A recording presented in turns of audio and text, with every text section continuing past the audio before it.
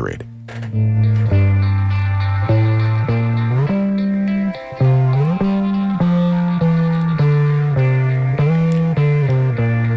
And good morning. Welcome to the Skinny for Friday, February 27th, the last Friday in the second month of the year. It's moving along. Your taxes are almost due, so reminder of that. My name is Ray Roa. I'm the editor-in-chief at Tampa Bay's locally owned all-weekly Creative Loafing. Once again, holding the studio down this morning as my co-host, show founder, and birthday guy, Mitch Perry, is in Tallahassee, still in his element, covering the 60-day legislative session that kicked off at the beginning of the year. It's in the 11th hour. Mitch, are you there? Happy birthday to you, Ray. if you are. I am here. Can you hear me? Yeah, how's it feel? Another turnaround in the sun. Congratulations. That's a huge deal. It feels awesome. And hey, I just want to give a shout out to our listeners last week, Ray. That was tremendous during our fundraising drive. I think we got one. I was told that after we went off the air that you went on Joe Ellen's show and mentioned we got like a $500 contribution. Yeah, there was a $500 contribution to the station, to our show, that really put us over the edge. These fund drives recently have become just such an exciting time to be on the radio. Every day we have this relationship with the listeners, but on those days, they chime back in with us, and we're so grateful for that. I do think they have a cap situation that they have to manage. Mute, they don't have the most Julie, games. maybe. They have a ton of because that's not you, right, Mitch? I think so. They look at it like they're Julie, if you're there. not a guy that they drafted. They liked Zach Charbonnet, so I think they're just looking to that sounds like some sports shows on here. Yeah, it sounds like something. I'll make sure to wait, do I have anything on here? Maybe I've got something. Okay, I'm taking that off. I'm sorry. That was probably me. See, I love Mitch because he's always tuned into the Florida channel because he's got to watch DeSantis doing stuff. On Creative Loafing, by the way, we have a story about DeSantis eating food, totally unrelated, and we're not going to go there. Mitch, happy birthday. Despite the session being its 11th hour, pretty much, you are here. You're going to give us a 5 to 10 minute update ahead of what is going to be a busy show today with pretty much every person who wants to be the next mayor of Tampa. Mitch, how's it going up there in Tallahassee? Yeah, interesting, Ray. We've got officially 2 weeks left, and I saw the statistic this morning. Out of the 1,688 general bills that were filed before the session started, fewer than 8 have actually won the approval of both the House and the Senate. So, a lot of bills up here, and not a lot have passed. So we're going to probably have some long nights like we did 2 days ago. The House was in session from 10 a.m. to 9 p.m. Because they like to get their Fridays off. I've been able to come on the show because the session's not, taking place right now.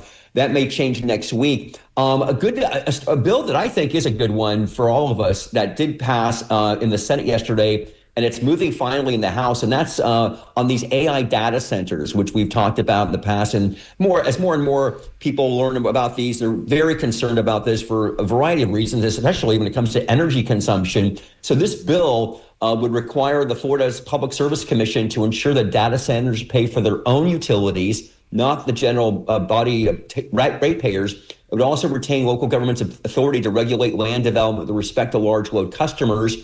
So it's a good bill. There's another one, the AI Bill of Rights, that may not get through. That was what DeSantis has been pushing, of course, also back in December. But this is, I can just tell you, and I won't, spend time talking about all the bills that I think a lot of our listeners are really not very good. But I'll mention that one. Also, something that I'm going to have a story on coming out like any minute now. I went to a committee meeting yesterday for the House Ways and Means, and they passed the big tax bill. This is part of, it's part of the budget process here is, we're going to get tax breaks on, certain things. Actually, I think that, we're going to have, it's a tax holiday for schools, back to certain outdoor supplies, all that stuff. But so last year when Trump signed his big, beautiful bill, what that included in there were tax breaks, obviously, that apparently states have to deal with in their own way. And what Florida and other states are doing, they're doing, remember when Gwyneth Paltrow and Chris Martin announced they were not splitting up, they were consciously uncoupling? Well, this is not uncoupling, this is decoupling. And what the state of Florida so far is intending to do is decouple from those tax cuts.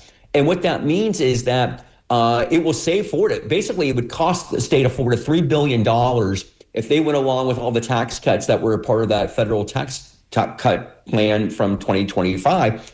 So in a House session yesterday that I attended, there was a attorney representing the Florida Chamber of Commerce, which obviously is one of the biggest influential organizations in the state and certainly in the city of Tallahassee. And he was not happy, Ray, because, and this is, unusual to see this, because basically he was saying that it's going to be a real drag on all these businesses now. It's going to require them to keep separate books for Florida taxes and for the federal books and records. And, Anna Escamani was saying, she says, I empathize with that. But the reality is that $3 billion is huge for the state. And we're trying to operate a budget that's balanced. And, basically there is projections in the not next year, but 2 years out and 3 years out that we are looking at deficits. It hasn't got a lot of attention here in Florida. So I think it's actually pretty responsible what the legislature is doing on this. But you haven't heard the end of this, because in December, when there was several blue states, including California, that said they were decoupling from provisions of the Tax Act, Scott Bessent, the U.S. Treasury Secretary, he got very upset about this. He was calling it a blatant act of political obstructionism and said they were deliberately blocking their own residents from receiving these historic benefits at the state level. Well, that's essentially, if this goes through, and again, it's not complete yet, they've got to pass the budget, but if this gets through and it's part of the budget, Florida will be saying we're not going to give those tax cuts to local residents here.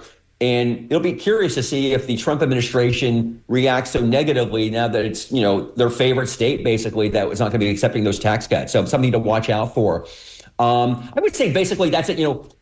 We spent Wednesday 2 hours discussing a bill to honor the late Charlie Kirk that was incredibly divisive on the House floor. And that is moving forward.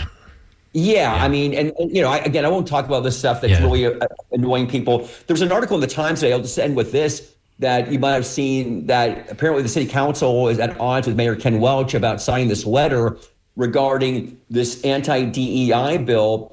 But the sentiment, I know the council and the mayor believe this, they're very much against this bill that would say that local governments you can't even have any DEI officers or spending money on DEI, but maybe not even certain, cultural events, right? There's a lot of confusion. That means you can't honor a Haitian cultural day or certain other ethnic groups. There's a lot of confusion about this. And the bill sponsor in the House yesterday, he was doing all these, having all these amendments to make sure that this group and that group isn't there's no problem if they do this. I don't know about pride festivals. I don't know if local governments, they can still back them. I don't know if they're giving funding for them. I don't know if that's a question or not right now. It's very controversial, and that's just one of those many cultural war issues that when this is all said and done, Ray, in a couple of weeks when I get back there, we can go over all this and see what actually does pass and doesn't, because some of these things won't pass, actually.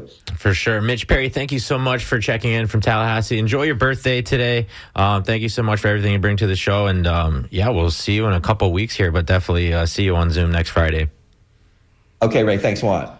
All right. Thanks, Mitch. So let's get into it here. We got about 45 minutes and we have 5 people in the studio, one more on Zoom. That's because there are still 368 days until March 2nd, 2027. That's the deadline for when Tampa residents must cast their vote for who they want to be Tampa's next mayor. There are some big names that are supposed to join the race, but there are people who've already come off of their hands and jumped in officially. Like I said, 5 of them are with us in the studio today, with one more joining on Zoom. I'll introduce, I'll say Julie McGill is on Zoom. She's a contractor and real estate broker. She previously ran as a Republican in the Hillsborough County Public School Board of Education, District 1 race against Nadia Combs and Layla Collins. That was 24 as a candidate for mayor. She's running on transparency, funding, and we'll definitely get into that. Julie, thanks for being here. And we'll come back to Julie. Alan J. Henderson is a somewhat familiar name to this show. He was here, I think, the morning that he filed to run way back in January of last year. If elected, Alan would be the second youngest mayor in Tampa history. He's from Brandon. He leads the Dilemma Esports and Entertainment Group, where he's the founder of CEO Reggie Strachan. Reggie, did I say that correctly? How do I pronounce your last name? I'm sorry. Strawn. I'm so sorry. Reggie Strawn is here. He's from Miami originally, but has lived in various cities across Florida, from Tallahassee to Leesburg. He believes in his experience and character to run the city here. We'll definitely talk to Reggie. Trey L. Rodman is here, a paralegal at Shoemaker, Loop, and Kendrick, where that our former mayor and presumptive mayoral candidate Bob Buckhorn is working. I guess I'm going to have to ask you if you told Bob that you were going to run before you jumped in. But Trey is here. Anthony Gilbert Jr. Is here. He's an influencer and an accident advisor for Ucrash attorneys. Most people listening probably know Anthony from his Instagram channel, Call Anthony. He's won a Best of the Bay and Creative Loafing for, in full disclosure, for his visits to really just like places to eat that aren't. I mean, this is a guy of the people, eating food that we can all afford, and he really is in the small businesses all day in these underserved community, and is really giving some good takes on food. Definitely have been to some spots that he's on there. He has 63,000 followers on Instagram and TikTok alone. And of course, last but certainly not least, Lynn Hertak is a Tampa City Councilwoman for District 3 citywide, appointed in 2022 to that seat, elected to that seat in 2023. That was a definitive defeat of State Senator Janet Cruz.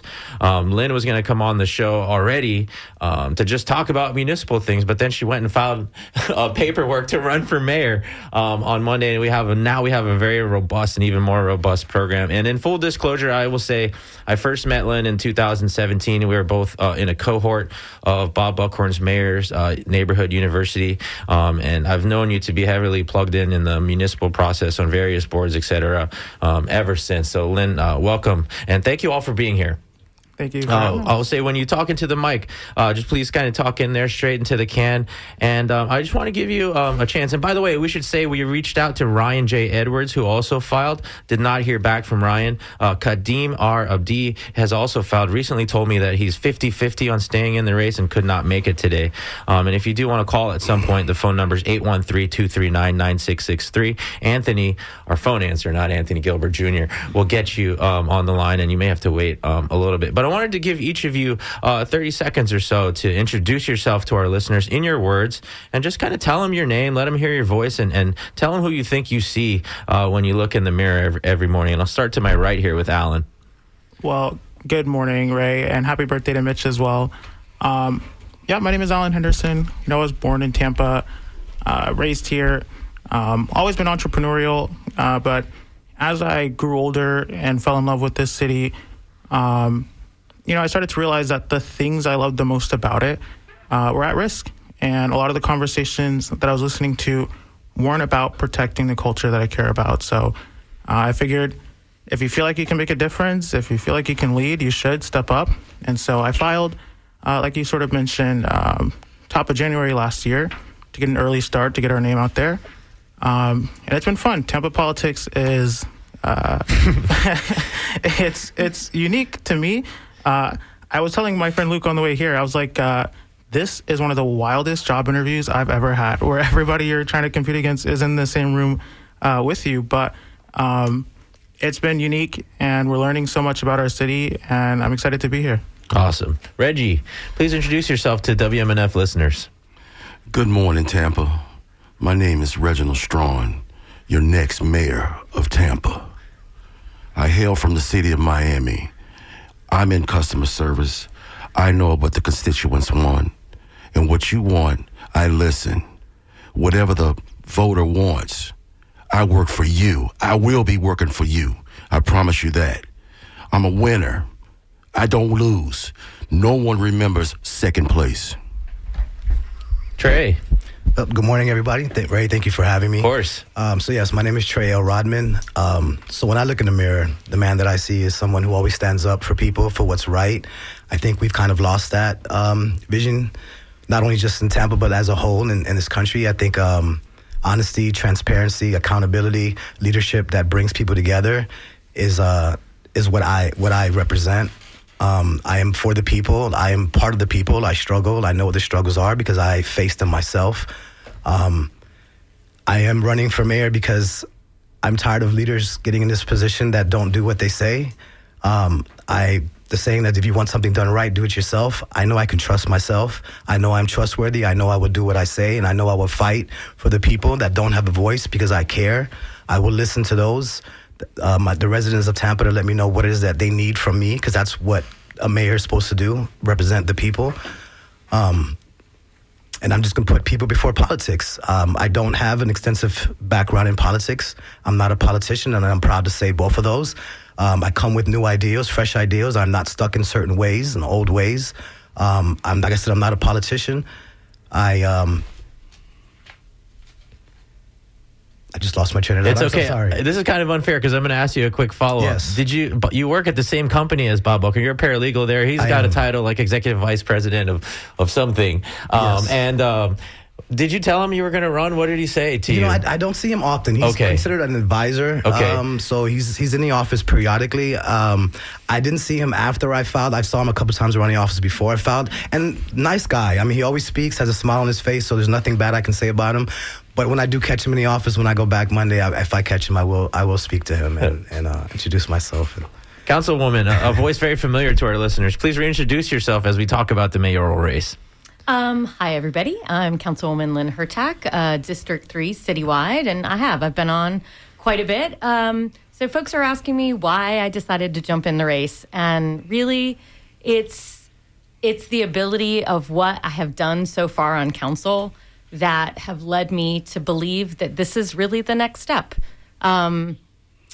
Knowing that, clawing and fighting to get things done at City Hall, constantly clawing and fighting, it's a really difficult thing to do. So I just figured it was the time to do so. I had a lot of folks that reached out and asked me to run because of what I've brought to the community already, and they want to see me bring it even further. There's a lot that a city council member cannot do. And so being mayor kind of leads you to the next step about what more things people are asking for that, I don't have the purview to do in my current job. And we'll definitely get into that. But right now, we're going to hear from Anthony Gilbert Jr. Please introduce yourself to our WMNF listeners, Anthony. Good morning, everybody out there. I'm Anthony Gilbert Jr., born and raised right here in Tampa, Florida. I'm 42 years old, although people say I look 20. But I've been out here, younger than Alan. Yeah, man. So I just want to serve our community, bro. I've been here all my life, and I've seen the ups and downs. I've seen the city grow. I've seen the disparities in different neighborhoods. I've come from these neighborhoods. I have no political background, but I also believe that's one of my strengths because I come from these communities and I know what they need, and I feel like I could just be a person that could fill the void that's missing, and I can also, lead with confidence and, community backing that I already have here. And Julie, are you back with us on Zoom? I am. I'm sorry. No, every time I get a call, I get bumped off. No, totally cool. Stop calling Julie, people, so she can talk to our listeners here. Julie, please introduce yourself to our listeners. You've been here in the studio with us before, but please reintroduce yourself and let them know who you are. Thank you. Yes, I am Julie McGill. I am running for mayor. You can find out more about me at julieformayor.com. Very simple. I'm a Tampa native. I was born here.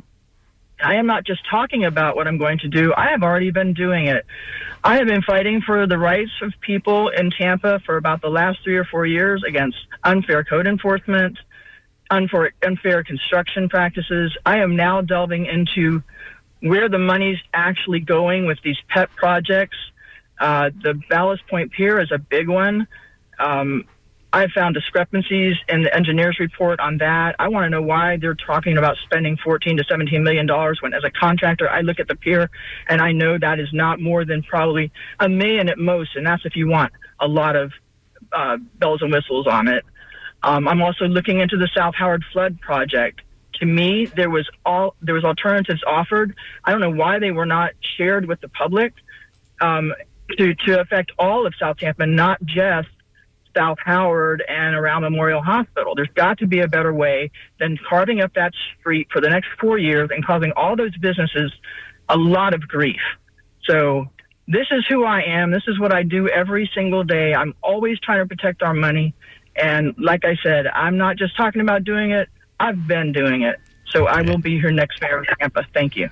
Thank you, Julie. And, I'm just going to kind of switch off who gets to go first as we run through some questions here. But, Reggie, I want to ask you, let's just imagine you make it to the runoff and then into office. Tell us two things. What is the single biggest issue that led you to jump in this race? And then second, what do you think you can start working on day one and see change in the first 100 days? Like the young man across from me said that he's been in this community. I've seen his community all over Florida. Tallahassee, Leesburg, Miami, West Palm Beach. And I know he's talking between the lines, but I understand what he's seen and what he's going through. Lack of resources, primarily in the foundational Black American cities, is beyond reproach. How does a people who have been here 500 years are at the economic bottom of everyone else and all the groups that are here? When I do first thing in office, like the young lady just came off that's talking on a Zoom, she says that the budget is over bloated, cutting some of the fat. I'm going to get rid of some of that fat and primarily channel it to the city and the citizens of Tampa, especially foundational Black Americans. Thank you. Trey, could you chime in on that? What is the single biggest issue, would you say, that led you to jump in here? And what do you look forward to starting on day one and maybe change in the first 100 days should you get all the way here? So the decision that made me kind of jump into this is just seeing everything that's happening. I'm also a trans man, so I deal with a lot of struggle, being accepted by people, and being heard and being acknowledged. And I feel like that's not just a trans issue. I think that goes across the board for a lot of people. They don't feel heard, seen, acknowledged. So that's one thing that I want to offer. I've already kind of done that. I've already had meetings where I go talk to residents. I talk to small business owners to find out what the real issue is. For me, affordable housing seems like it's the main issue across the board for everyone, including myself. That's something that I would love to address first. And I know I can't go in there and wave a magic wand and just fix everything. I have to work with city council. I have to work with people. But I will fight to get more assistance programs for first-time home buyers, for people that want to rent. I mean, I don't like application fees. I don't know if we can cap it or eliminate it. That's a lot for me. Having to make 3 times the rent, I think is very difficult for a lot of people. That's something I definitely want to address as well. Another issue that I like to address in the first 100 days is policing. I would like the police department to treat people with more dignity, the residents with dignity. They're there to protect and serve, and that's how it should be. Like turning off body cameras and making false police reports and just treating people like that is something that I definitely, that's one of my top priorities as well. I want to improve that relationship with the police and the community. I'll definitely dive into all of that. I think, Councilwoman, you've talked about the race a lot with Creative Loafing, with other outlets, so forgive me if my paraphrasing of some of this is inaccurate. And you kind of hit on this when you were talking earlier, but I feel like the biggest issue that led you to jump into this race is seeing some of the names who were presumably were going to be in here. We're not talking about anybody in this room today, and them not being maybe the most known for being collaborative with the city council. How accurate is that, and how accurate am I in saying that your concern about being able to do more good for Tampaños is your main reason for jumping in? And then I haven't asked you this, but what do you think you can start working on day one and see change in 100 days? Yes, that's one of the reasons I did join, because, I could have run for re-election in my seat, but I want to be able to continue to do the work, and I want to be able to work with a mayor who's going to be collaborative, and the names that popped up are just not necessarily known for collaboration. And in my personal experience or stories I've heard. So that is one of the reasons I got in, because I really do believe that collaboration is critical. And to follow along with that, one of the first things and the major issue I see in the city of Tampa is communication. Just simply telling people exactly what's happening. And we have a struggle with that as a community and as a city. It's a lot based more on PR, on things that are great, but the citizens of Tampa really deserve to hear what's going on. Just very simple, very basic, very clear. And that is one thing that we lack and that I will work on immediately. And Anthony, the single biggest issue that led you to jump in, and then, looking forward to day one and what you can kind of do in the first 100 days, what are some of those things? Well, touching on some of the topics that each one of these candidates spoke on is very important, especially speaking on the inner city and the urban community. It's a lot of overlooked and underserved communities, so I want to be a representative for those communities. We often miss out on a lot of the tax dollars that are spent in the city. They combine the districts in a certain way to where they spend it in one side of the district. So it kind of seems like it covers the full district, but it doesn't, particularly East Tampa, where I grew up at. Also, definitely speaking on what Councilwoman just spoke on, the transparency. There has to be a lot more transparency in the city as far as all of the planning that's going on, the budget, how it's being spent. There should definitely be an app or something that any resident could get a hold of and say, okay, this money's spent here, this money's spent here, this is the deadline. That's some very important topics. Also, transportation. The transportation system in the city is just shot. It's just no good. It doesn't work. It's not efficient. It's overpriced. There should be setups to where people that can afford it, they should have it set up to income brackets, for certain things for senior citizens, certain things for disabled, certain things for low-income people. That way people can commute efficiently in the city. They should have dedicated bus lanes, dedicated ride-share lanes. That way the traffic congestion, a lot of things could be solved with just small things that there is a budget in the city for. It's just not being used for. Thank you. And Julie McGill, on Zoom, you kind of hinted at a few different things that you're thinking about, but could you drill down on maybe the one single biggest issue that led you to jump in to this race this time and what you think you can start working on day one? Yes, absolutely. More transparency on where taxpayer money is going. Why are some neighborhoods neglected? Others get everything. That drives me crazy. Infrastructure or streets drive me crazy. But I think one of the most human things that I wanted to address is our homeless situation in Tampa. It's gotten to the point where you can't drive down any major intersection and you've got panhandlers. And the homeless situation could be solved. I looked at another city that I would mirror Tampa against on how to actually solve that. Because you have about 3 different classes of homeless. Those that choose to be that way, those that have some kind of a, drug or alcohol addiction, or those that just happen to become homeless because of the economy, because they lost their home. So we need to dive deep into the homeless problem, and I believe we can solve it. Everything else is going to revolve around the budget and where our money's going. We should have a surplus of money in Tampa, and we do not. Right. And we have projects that's costing us too much money. So that's where I'm going. Thank you, Julie. Want to remind everyone you're listening to The Skinny on WMNF, where we have Tampa mayoral hopefuls. This election is in March 2027. I think the registration deadline is in February 2027. So we're a ways away, but we got a lot of people wanting to do this. So we are talking to the candidates who have filed so far, and they are introducing themselves to listeners. If you want to join in the discussion, 813-239-9663. Anthony Madore will get you into the phone queue. You can send an email to dj@WMNF.org or send a text message to 813-433-0885. Somebody that often calls in a lot, and somebody, if you go to a lot of events, knows it's Jarvis El Amin. He has a famous question: are you curious or are you serious? Anthony, Alan, I'm sorry, you did not get a chance to say what is the single biggest issue for you and what would you work on. Sorry about that. No worries. It was actually great to hear everybody's answers. I got in this race early because I feel like a lot of candidates, it's something that's been frustrating to watch growing up, are really good at pointing out the issues, but they wait until they're in office to actually figure out what they're going to do about it. And I love Tampa. I love the complexity of the work. I like the actual function of the mayor, and I often describe sort of the deficits a lot of the candidates in here spoke about as this 2 Tampas divide, You have one Tampa that's brochure ready. It's gorgeous. It's happy hours, high rises. It's a great city, and it photographs really well.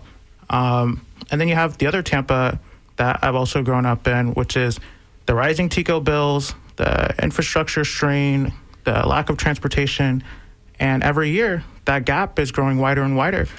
I remember during announcement, I announced in January, and it was so cold. And I remember telling you that I was driving past people on the bus stop, and you just see like just way too many people to be comfortable with sleeping outside, freezing.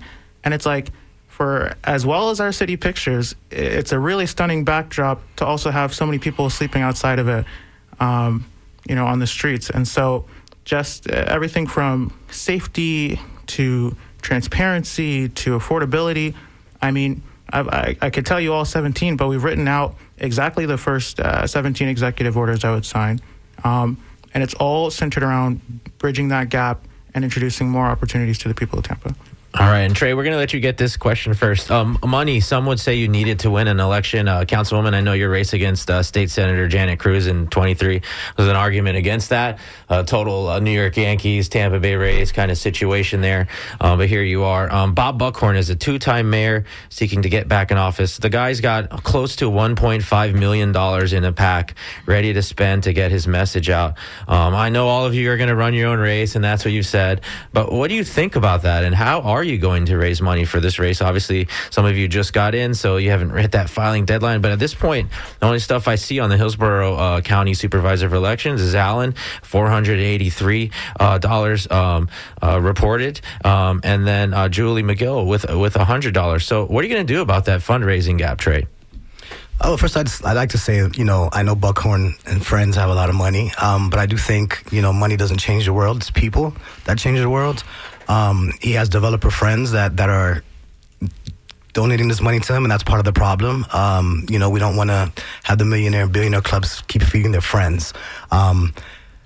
Raising money for me, it's about the people. I am grassroots type of campaign. I'm going to look for the people to support me that align with my vision, that believe in me. I do have a pretty huge LGBT community behind me as well. But like I said, I'm not only just about that community. I want to have what I want for the LGBT community: the love, the respect, the dignity, the being valued, the being seen, being heard, is what I want for all communities, the entire Tampa. It's not just, like I said, a part of the community. And I'm just going to go out there and knock on people's doors, do it the old-fashioned way, like I said, grassroots, and just get the people support behind me. I don't want to take big corporations' donations too much because I like I said, I don't want to have to owe anybody anything, when I do win. So I'm about the people. I'm for the people. That's my whole purpose of doing this. So if I can have them behind me, then I'm good. And I should say, Councilwoman, you've not called this a fundraiser, and I don't believe it is. But in your press material, you did mention that there's a kickoff party at Shuffle tonight. But you know what it's like to raise money to try and win a seat, and you're looking at $1.5 million that's going to be working against all of you collectively, for sure. But you are the first elected in this race. What do you think about all that money, and what are you going to do about it? Tonight is a fundraiser. It's not okay. Sorry about that. That was fake news for me. Sorry, guys. But also, anytime you do an event, it's definitely a fundraiser. And, okay. Already sending stuff out to our supporters from last time, and you just continue to move in that direction and talk to folks. We are going to do the same thing we did last time. Knock on doors. Already have people lining up for house parties. Already have people that are willing to donate. So you just basically get out there, you do what you can, but just because you have a lot of money doesn't mean you're going to spend it wisely. Yeah, and I should note that in 2019, the Hillsborough County Supervisor of Elections reported a 23.19% turnout. That's just over 53,000 people voting in that municipal election that led to Jane Castor, who has been in office for 8 years and is terming out. Anthony, you must be the envy of every candidate when you look at that social media reach that you have in that sense. How are you going to counteract this massive fundraising gap that's already exists between Bob Buckhorn and the rest of you? I most definitely look at the amount of money that Bob has sitting to the side, so we say. that's just numbers to me. Those big corporations and those big developers, that's really kind of the reason the city is in the state that it's in now, because we letting the votes be bought out. And that's kind of like what I'm fighting against. I want to be a candidate for the people. I'm going to be grassroots, knocking doors like these other candidates say, just being face-to-face with the people, letting them know, understanding what they want, not what the developer wants, but what's best for the city, what's best for the residents. And, if the dollars come, they come. But I'm more focused on just getting it done through the people, and that's my main focus. And Julie, what about you? You know what it's like to raise money to do an election here. How do you plan on counteracting what Bob Buckhorn's got stashed away already? Well, I kind of am of the opinion that that's going to come back and bite him eventually, because they are all mostly investors and developers. You can see who's donated to them. As far as I'm concerned, that's all favors owed. That's not what Tampa needs right now. And as far as me, I'm a grassroots candidate. I have about 50 supporters right now that are willing to knock on doors. Some are donating. So hopefully my next campaign finance report will be a little bit better than $100. But I'm not scared of his money, and I'm not going to back down. I believe in what I believe in, and I believe my message will go through. Thank you, Alan. I mean, you're the leader here. Besides, in the race here, you've got the most money out of everybody. What do you plan to do about this $1.5 million that's going to play? Oh yeah, we're rich. No, I'm just joking. To be honest, when I got in the race, I had this brief experience with a politician that sort of disillusioned me with politics. And we met, and everything was great. He said he was inspired by me running so young, and we took pictures, and everything was great. And then I got home that day, and I got a text, and he's like, "Hey, Alan, by the way, could you send $100 for my election?" And I was just, I realized I didn't want my interactions with the people of Tampa to feel transactional. I'm a political outsider, kind of, no extensive background in politics, lots in entrepreneurship, though.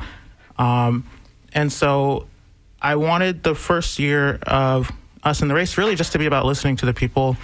I really understand. We've had more than 2,300 conversations now at this point, lots of meetings over coffee. And when you look at other races in Tampa, like Councilwoman Young's race recently, she didn't raise the most money, but she still was the one that won. And so I'm banking on the competency of the people of Tampa to not repeat, that saying, doing the same thing over and over again and expecting different results is insanity. So I don't think the people of Tampa are insane. I think they're seeing his fundraising for what it is. And I think that so long as our policy positions are astute and they're speaking to the residents' concerns, I like to trust that our message will get out to them. And Reggie, what do you say about that fundraising gap that you're going to have to overcome? What I'm going to do is rely on myself. I have the grassroots behind me. Bethune-Cookman University, Florida A&M University, Miami. Everyone knows me. They know my father, Dr. Richard James Strong, my mother, Dr. Lorraine Strong. I come from a unique pedigree. And I'm telling you, money will not be an issue because I haven't even announced to everyone that I'm running. Once I start contacting my folks, I don't have an issue with raising money. But I want to bring some of this comment to Ms. Hertak right here.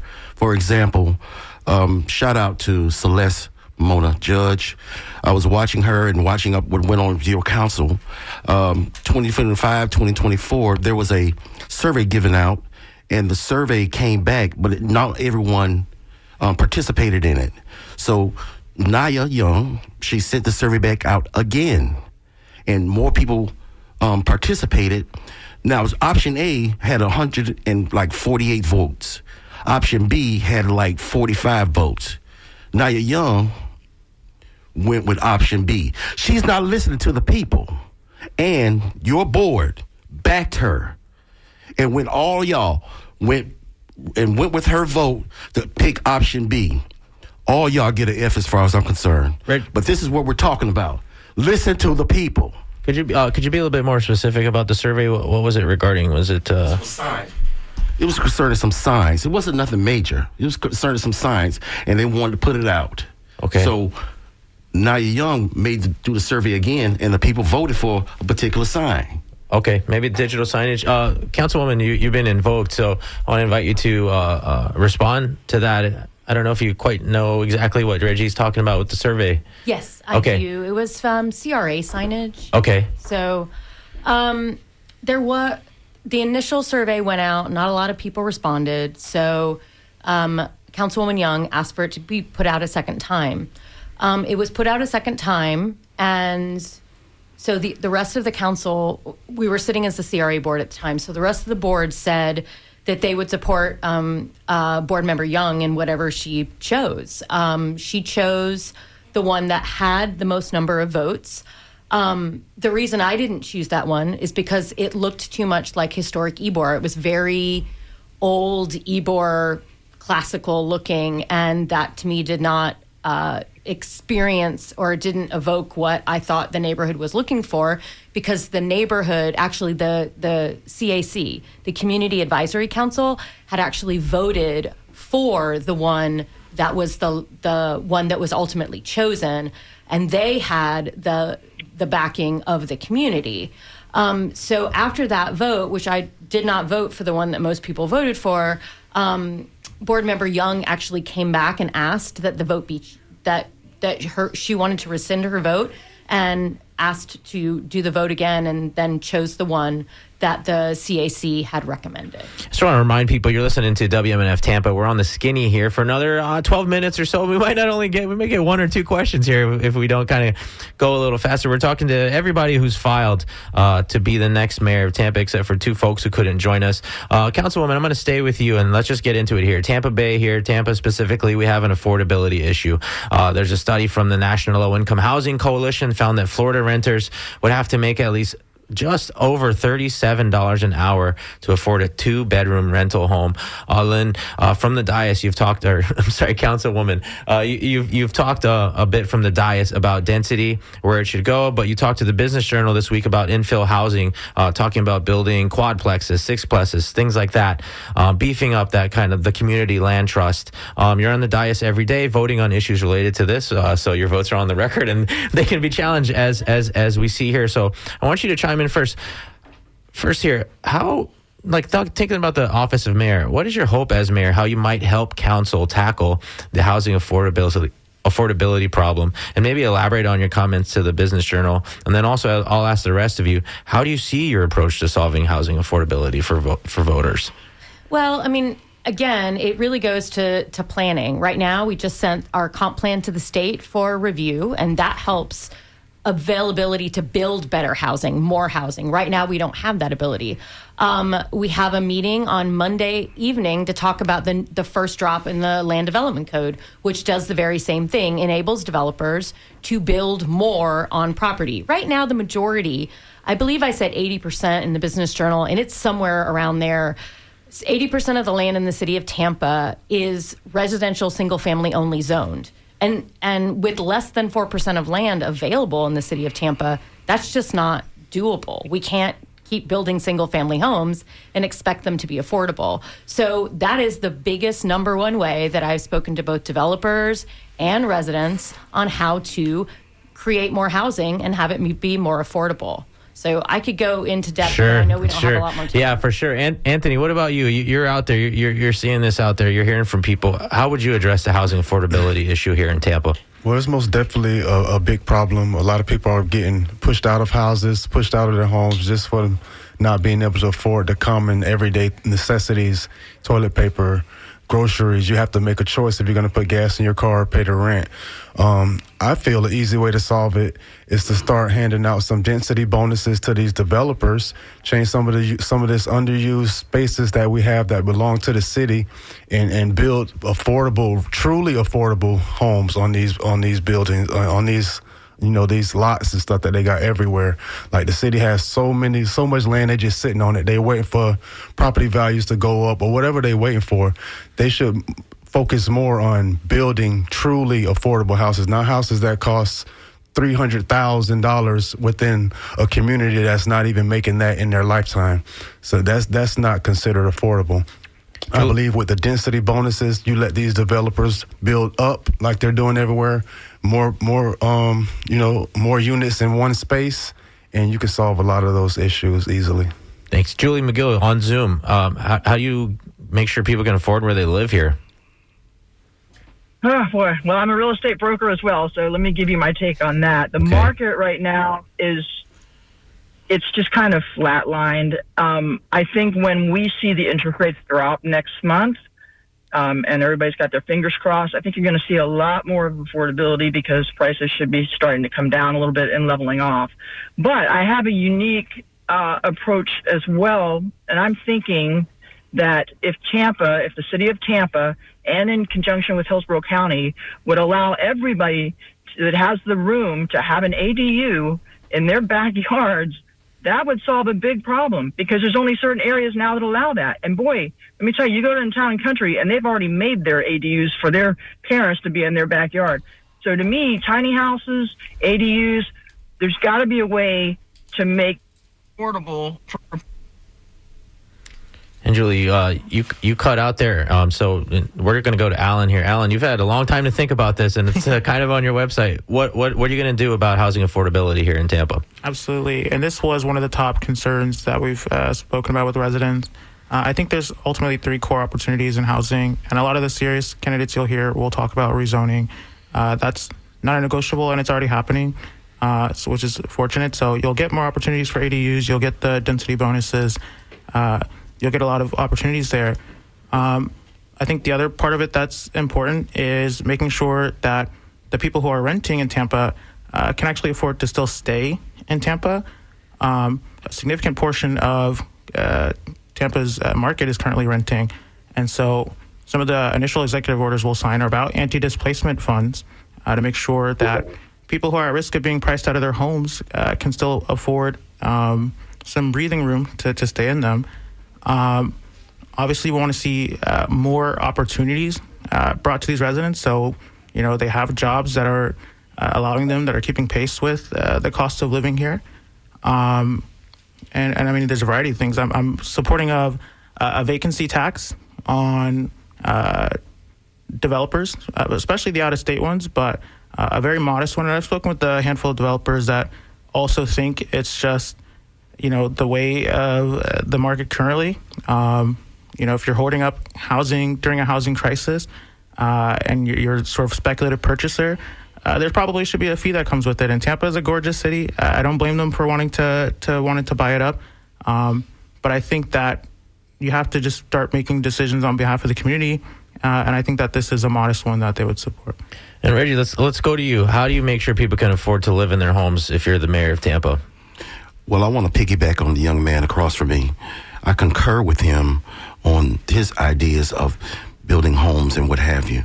But I can tell you this, that the monies that is needed for this community, there are a lot of moving parts. There's a lot of work that needs to be done. I don't speak on anything that I'm not familiar with. I want to know. I want to be in the know. But the thing that will guide me are the people. I've been in customer service selling cars for 27 years. I listen to the customer. The customer is the constituents, the voter. Listen to them, let them guide you, and give them what they want. Trey, you get the last one here on affordability of housing. You've kind of alluded to your experience with affordable housing and your own situation. How can you make that better for people of Tampa if you're the mayor? Well, I mean, I think with anything, we have to work together, right? You have developers coming here building. I feel like we should partnership with them, right? If you want to build here, then let's work together to get some affordable housing and price those at affordable rents that people actually can get in there.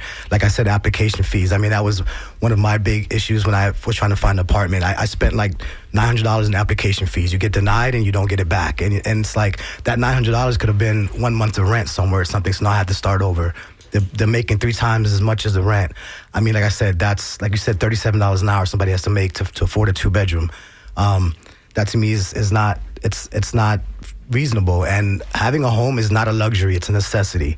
I feel like you can have employer assistance programs that can help also. It's partnershiping with people.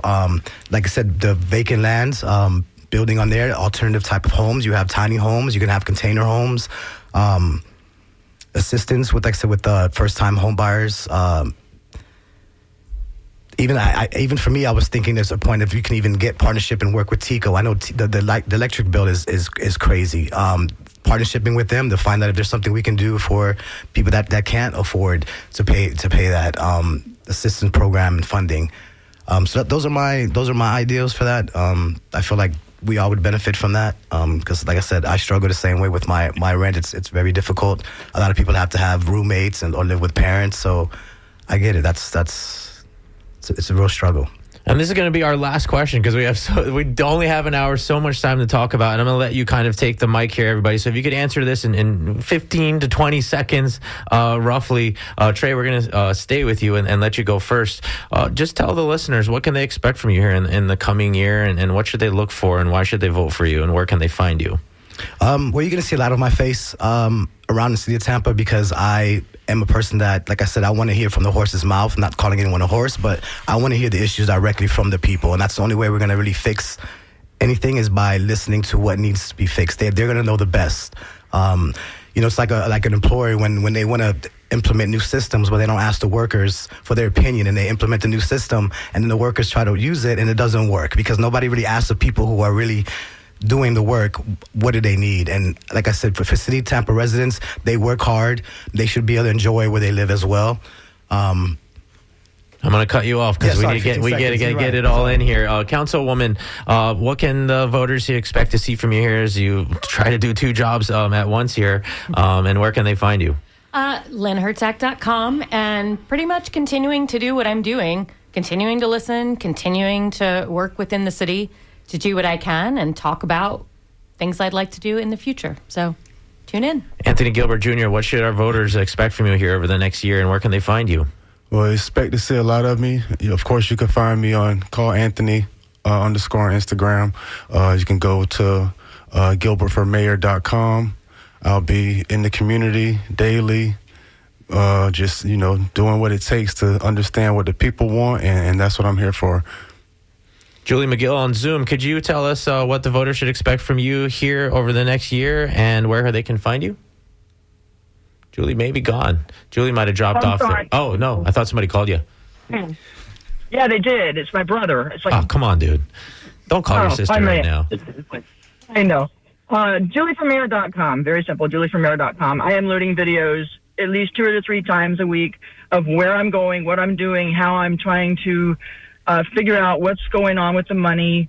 It's a simple, just go on that website. That's where I am, and I will continue the good fight for the coming year until the election. Thank you. Alan. Yeah, it's hendersonfortampa.org, and I think what the community can expect from me over this year is really trying to speak truth to power. I don't think this is a referendum on personalities. I think everybody here would make for a fine mayor. But I do think it's a referendum on stagnation and what are our shared priorities to the city. And I hope to paint that clear picture over the course of this next few months. Reggie, where can the voters find you, and what can they expect from you over the next year in the course of this campaign leading up to the runoff?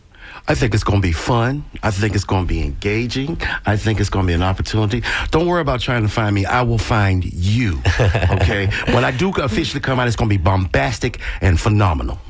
Okay, I want to invite to that party. And Trey, you did get a chance to answer this question. My moderator chops are just getting warmed back up. I want to thank every single one of these candidates who want to be the next mayor of Tampa, because I contacted them pretty much last minute to come on the radio, and most of them are here. So thank you, Alan J. Henderson, Reggie Strawn, Trey Rodman, Councilwoman Lynn Hertack, Anthony Gilbert Jr., Julie McGill via Zoom. Thank you so much for being on WMNF Tampa today. And my name is Ray Roa. On behalf of myself and my co-host, Mitch Perry, Anthony Madore on the phones for us today. Thank you so much, Anthony. Skip Sassy on the board for us here at WMNF Tampa. I see Joellen Schilke, the hostess, who loves you absolutely the mostest. She's going to transition us into Art in Your Ear from noon to 1. We're so excited to be here. Thanks again for helping put the station over our fundraising goal over the last week, and also this show. It means a lot to us. This experiment in community radio is so special, and it's only possible because of you. So thank you for listening to WNF Tampa. Looking forward to talking more about this race and other municipal issues in the weeks to come.